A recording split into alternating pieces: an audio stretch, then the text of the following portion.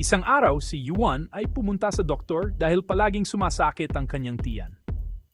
Pagdating sa klinika, kinausap siya ng doktor. Juan, anong problema mo? Doc, palaging sumasakit ang tiyan ko kahit anong kainin ko. Kumakain ka ba ng gulay at prutas? Opo, Doc. Araw-araw po.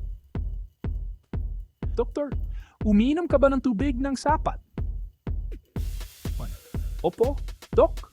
Araw-araw po akong umiinom ng 8 basong tubig. Nag-exercise ka ba regularly?